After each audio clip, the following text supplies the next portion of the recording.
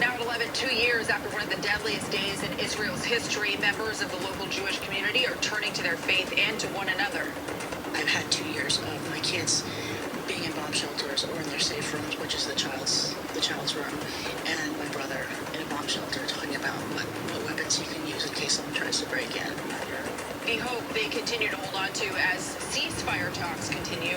Then a few months on the job, and Oakland's mayor is touting a message of success and positivity. But is that sentiment being felt by people who call the town home? And after onto a Sacramento highway, witnesses are reliving that terrifying moment. It was honestly happened really quick. It was 1 second.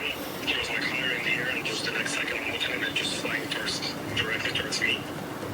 What we know about the crew that was inside that helicopter, the drivers who rushed in to help. And part of the South Bay is experiencing a specific type of business boom, the action from city leaders that's being credited with setting it off. From KPIX, this is the late news with Sarah Donchi on CBS News Bay Area. Hi, I'm Sarah Donchi. Thanks for joining us tonight. Today marks 2 years since the Hamas attack on Israel. It happened during the Nova Music Festival, leaving 1,200 people dead. More than 250 were taken hostage. The Israeli military immediately launched an offensive with the goal of ending Hamas. In the 2 years since, Gaza's health ministry says more than 67,000 Palestinians have been killed. That is roughly 11% of the population. Palestinians and Israelis marked the day on the Gaza Strip. People said they're praying for the war to end soon. Many say they've returned home to Gaza only to find entire neighborhoods blasted to rubble.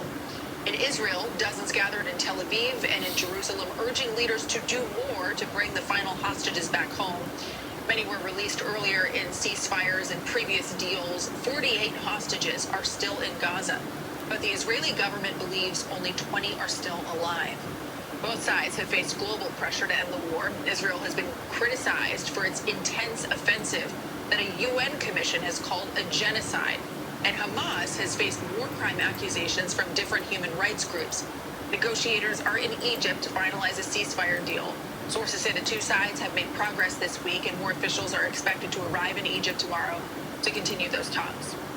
Meanwhile, people around the world with loved ones both in Gaza and in Israel have been forced to wait and watch as this all unfolds. That includes families here in the Bay Area. Amanda Harry was at Congregation Emmanuel in San Francisco tonight. She talked with congregation members about how they're feeling now as ceasefire talks continue.